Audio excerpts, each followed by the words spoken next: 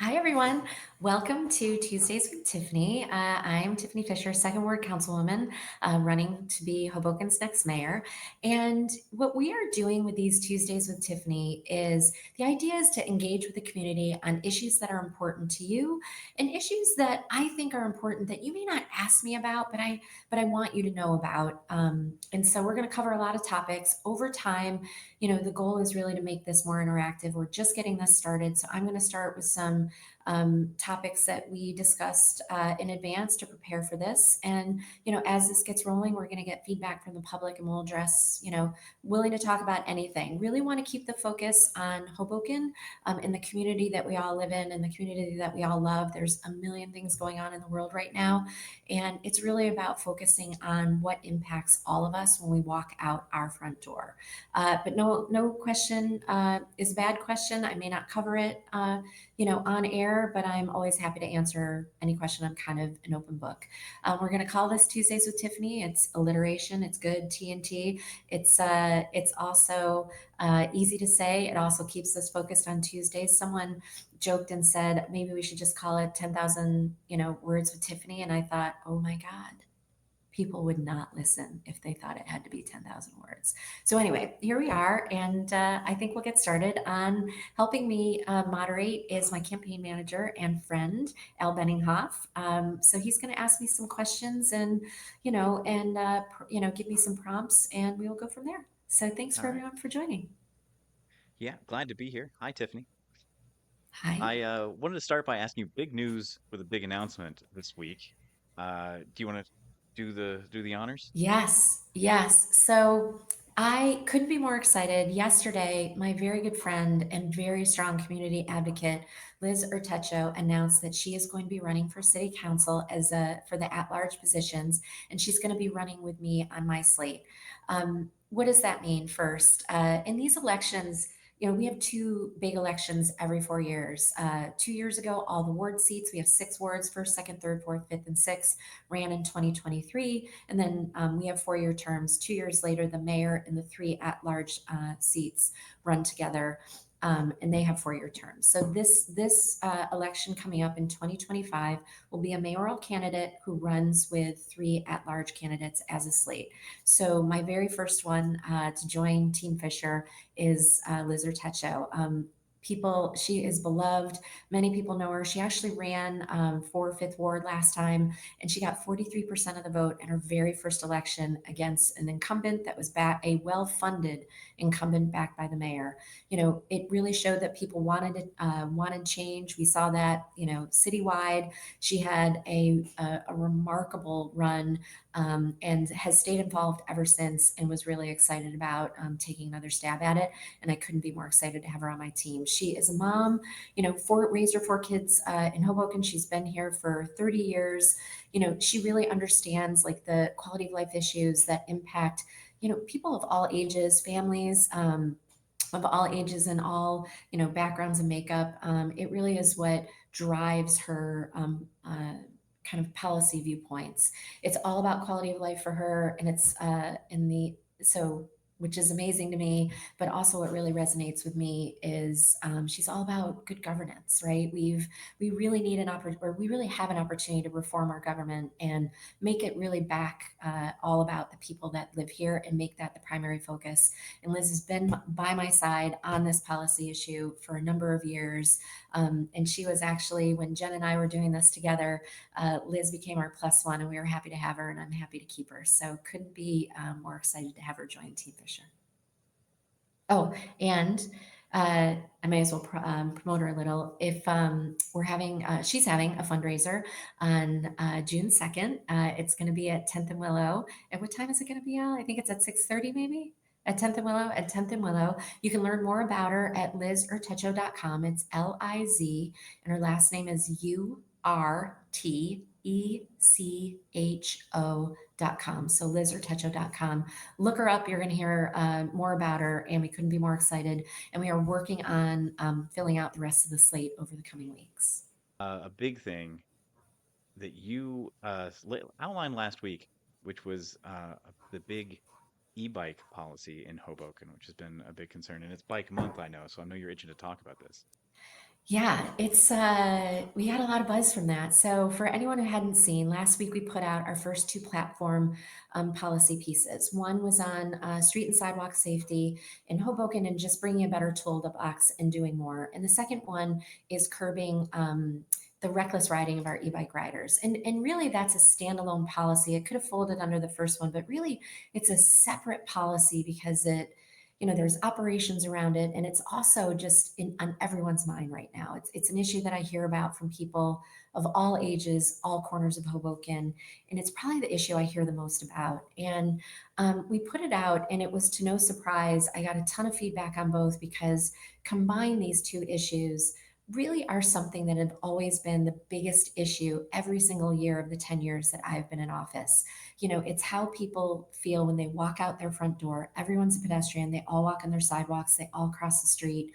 And they just, over the years, they just have an increasing feeling of feeling unsafe. And it's to do with, we have more rideshare cars out there that aren't familiar with our roads. People are more distracted. They're more distracted as riders. They're more distracted on bikes. They're more distracted on phones as they walk the street. And there's just this lack of, commitment to participating and being accountable into a culture of safety in Hoboken. So I think that's why they resonated. And the e-bike one in particular, people are desperate for policy. And we put, a few initiatives that I believe as mayor, I'm going to bring to the table. We are going to definitely enforce our current laws that we have on the books more. We have an administration, there's only so much the city council can do. We can write policy, we can write laws, we can approve laws, we can advocate, but it really is the mayor that directs the resources of the city and directs the enforcement resources as well. And so we need a better leader that is willing to make this a top priority. I'm all about making this a top priority. We're also going to just expand the accountability in ways that we're not doing it right now. Let's get the local restaurants to commit to only using e-bike riders that are wearing the vest, right? If a e-bike rider comes up and doesn't have a vest, then they have to have a new e-bike rider. It'll be painful at the start, but you know what? Once people learn that they have to show up with a vest or they can't deliver that, they'll correct themselves. We'll work with the actual apps, the delivery apps will require them to have a business permit in Hoboken, will require that they have, insurance, an umbrella insurance that will cover any type of, accident or anything that happens locally. That doesn't exist right now. The city of Boston just did that. So I think there's just a lot more that we can do, and I'm completely willing to do it. And the feedback and the interaction I've had with people has been great this week and just really strong. And yes, it is Bike Month. If you look behind me, I am not currently riding my bike because of these crutches. I'm not on crutches anymore. I'm walking a little. As you know, I broke my ankle, but I am 4 weeks into my 8 week recovery. And so I am absolutely expecting by July 4th, hopefully, or end of June, to be back riding my bike. We stopped in to Flow on Wheels. I am doing a promotion with Flow on Wheels for Bike Month, where anyone can go in and get 20% off some additional safety equipment. In particular, the focus is on side mirrors for your handlebars. And what does a side mirror do? A side mirror allows you to ride your bike and keep your focus forward and not have to turn your head behind you to see if traffic is coming up behind you. I have been riding my bike a long time, but really just a casual rider. Was going to ride my first the 5 borough bike ride, the 40-mile ride in New York City. And a friend of mine who's a cyclist said, you really need to get a side mirror. It will make all the difference. And you know what? I did. I got it. And overnight, I just felt so much more safe because I didn't have to look behind me, and all I had to do was look forward, and I could look at my side mirror to be able to see the traffic coming up. It was a night and day difference. I've been talking to Flo about this for a couple years, and this is the year that we decided to have a promotion and encourage people to come in and give them 20% off side mirrors. Then Flo said, you know what, add bells into the mix, because what every rider needs is a helmet, they need a side mirror, and they need a bell.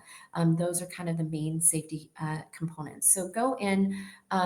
While you're there, you could get your own helmet, make sure it fits, or buy a new helmet. But our promotion is 20% off side mirrors and bells.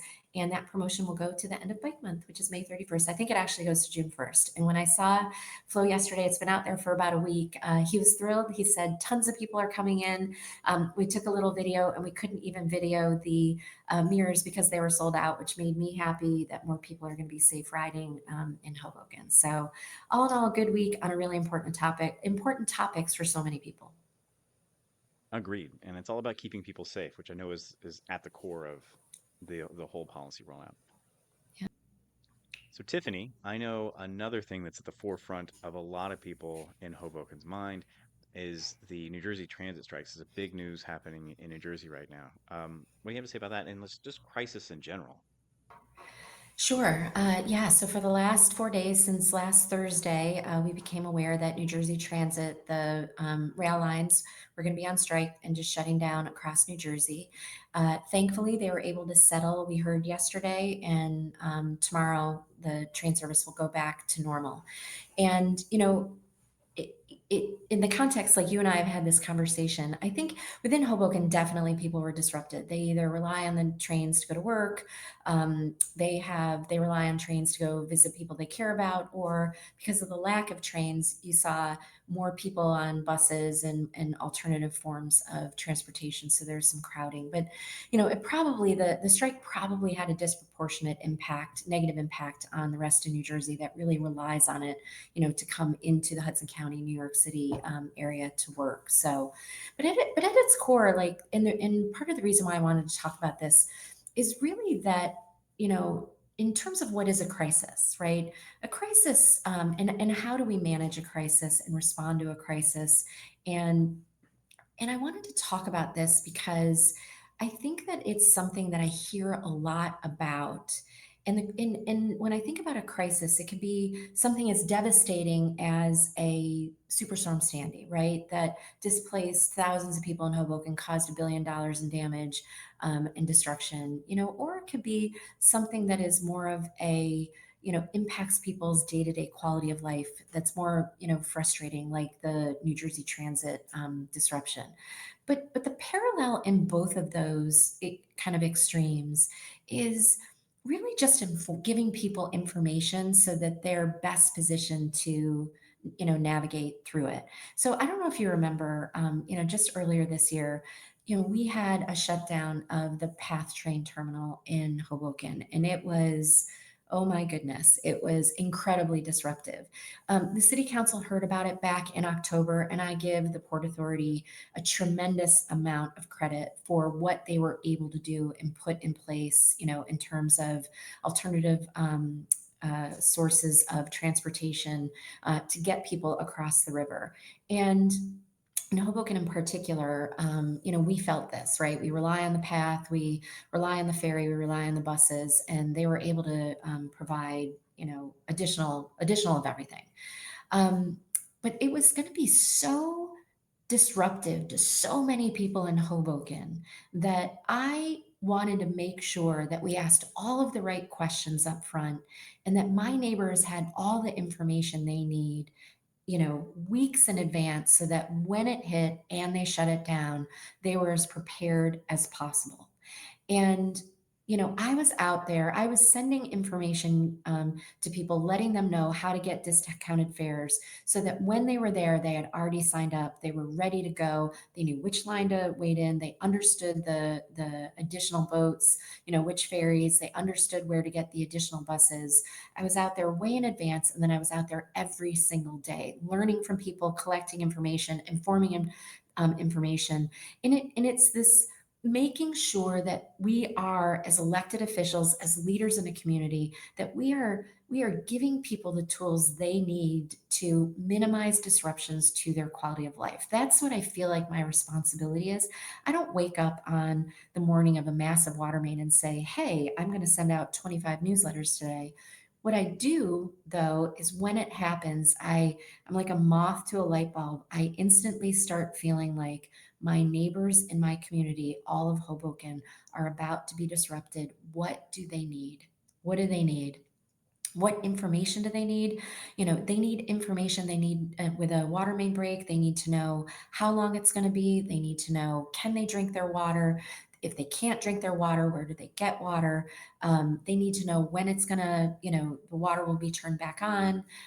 They just need to know information. And I don't necessarily know all the information they need. I start with the basic of what I think they need.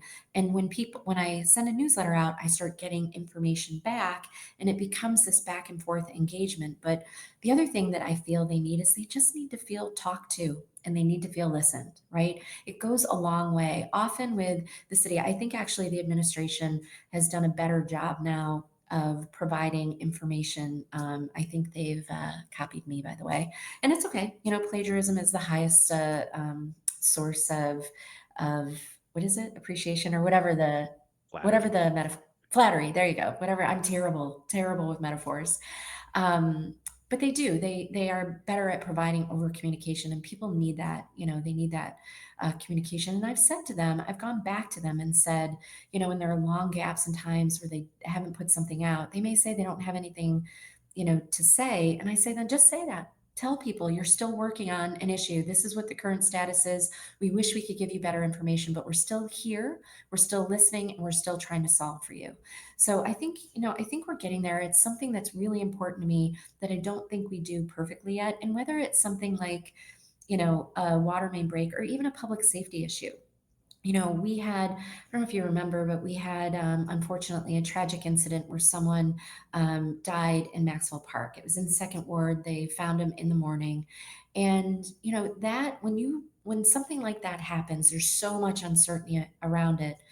And, our public safety, not in Hoboken, but Hudson County prosecutor's office was the ones that had jurisdiction over it. They had a pretty good idea of what it was. And ultimately, although they haven't said it officially, we believe that it was self inflicted. And when there's a situation where it's self inflicted, that is when you will see the Hudson County prosecutor's office not say a word because they're very respectful of the family, in the individual. But that's not helpful to the rest of the community that has real public safety concerns. Have had this conversation with our prosecutor's office repeatedly, asking for them to give more information.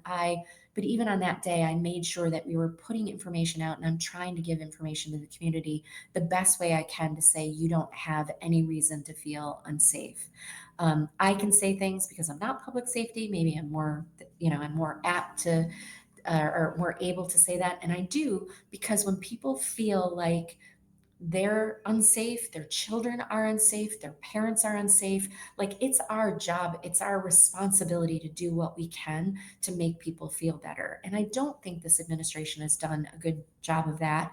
And we need to do better. And this is a commitment that I will make. Another example. It really then filters into our schools. We had a shooting in Southwest Hoboken. I don't know, it was probably like 6 or 8 months ago. And, it was a targeted shooting where someone came and shot at, someone specifically and then ran. And, it was in an area, they did a lockdown at one of the local schools, the Connors. But what happened was because, public safety generally knew that it wasn't a safety concern because it was a targeted shooting. It wasn't like someone was running around, shooting at other people. That wasn't really communicated. They did a lockdown at a school, which they needed to do, but they didn't realize that there were other schools in the area that wasn't just our district schools that weren't given the call. And, you could have kids that are at Connors that have parents or that have siblings that maybe a preschool right next door, or maybe, they're in the middle school, a few blocks away or several blocks away, but you still have the same parents. So that one parent is getting, information from one school, but not another school. And there is just, we need to do better. We need to recognize that what type of communication we really need given who the audience is, right? And there's a real opportunity to do better on here. And I don't think that, like, I think our police are well intended and do a great job, and I think the leaders of our schools are well intended. And the great news is the leaders of all of our schools all talk to each other, so they kind of in an ad hoc way do fill in a lot of these gaps, but they shouldn't have to, right? Like we should have a typical crisis management protocol that has, who gets the calls, from top to bottom, who has to make calls to different people to make sure that everyone is covered and has the right information. Because the worst thing that can happen is, I mean, not the worst thing, but from a communication standpoint, the worst thing that can happen is people aren't prepared. The rumor mill starts. It compounds and it gets worse and worse and worse, and that doesn't help a community at all. If anything, that just undermines confidence. In a local community. We have a situation. I know right now, a number of parents have reached out to me on something that's going on one of our district schools, um, and it's a complex situation, and it's happened in the past where you have a child that um, you know makes a comment, makes a statement, makes a drawing that feels dangerous, right? And the environment that we're in, parents are on pins and needles, right? They send their kids to school every day with the expectation that their kids are going to be safe, and any small thing is a big thing, rightfully so. It's the world that we live in, today.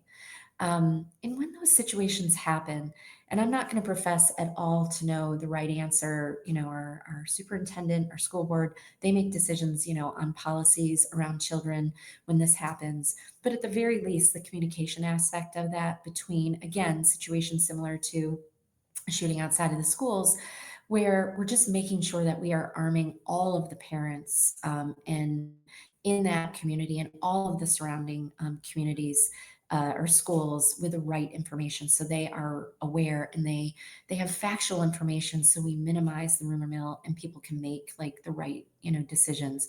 It's a tough situation, but it's not, it's one that can be made better by communication and policy changes. Within the schools, it's the Board of Education that makes the policy changes or adaptions, but the communication is something I think that we're all responsible for, and we really need to do as a community. And our school leaders and our government leaders and our public safety leaders really need to operate as one when it comes to, communication around crises. So, thank you, for raising the New Jersey Transit and really giving me an opportunity to talk about this issue that I often hear about on so many, I often hear about just this need for improved communications around difficult situations. And I don't know if it'll turn into like a platform piece. I can tell you it's my position that I will definitely make communication has always been integral to who I am as an elected official. But making it an official policy, when I'm mayor, I'll absolutely do that. And we'll see if it rolls into an actual platform piece for the campaign. Well, and I know I'll be interested to read it. So will a lot of people on your email listserv, which is a plentiful source of information. And where can people sign up for that? Yeah, the easiest way to sign up is to go to my website, which is tiffanyforhoboken.com, Tiffanie for Hoboken.com. My mother thought it was an amazing thing to give me the name Tiffany way back when it wasn't in fashion, and then to spell it differently. So I could never have a license plate for my bike with my name on it. And I will confuse people all the time on how to spell it, but it's Tiffany with an IE for Hoboken.com. And right on the landing page, there's just a little box that you can just type in, your name and your email, and it automatically populates my newsletter. Super, super easy, and you'll just be added to the next one. Also, feel free to, if you have a question, feel free to email me at tiffany@tiffanyforhoboken.com. That's Tiffany twice with an IE, and send me any question, and I'm happy to uh, uh, answer any questions that you may have. I'll either do it in this format, I might do it in a newsletter. Sometimes I get the same question from 10 or 15 different people. And instead of going back to each one individually, what I'll often do is just put it into my next newsletter. I'll address it as a topic. So happy to answer anything. Like I said, I'm an open book. I am accountable for everything I've ever said. I put a lot of information in writing. I do because I want everyone to be updated on, what's going on in our community and get the best information. But if you think about it, by putting it all in writing, I'm held accountable for every single thing that I write. And I like to think that I get it right way more times than I get it wrong. Every once in a while, I get it wrong, and then we'll have a conversation about it. And, I'll either change my view, I'll apologize, whatever it is. Every day we learn, and I learn from you, and I learn from, all the people around us. I heard a great phrase from one of our local schools, Mustard Seed. Uh, when I went to one of their events a few years ago, and they said one of their mottos is "You are who you learn from," and I just think that's amazing, right? I want to be surrounded by people that are different from me, so I can learn from them. And I think there's a lot of people here. We have a lot of shared values and a lot of shared views. But I also like to have I like to hear different people's the different views on things because we can all there's always an opportunity to make something better, and I am always open to whoever brings the best idea to the table. So, send me your thoughts, send me your questions, and we'll come back on Tuesdays and have this nice conversation. And be sure to share, with your friends. Thanks for watching.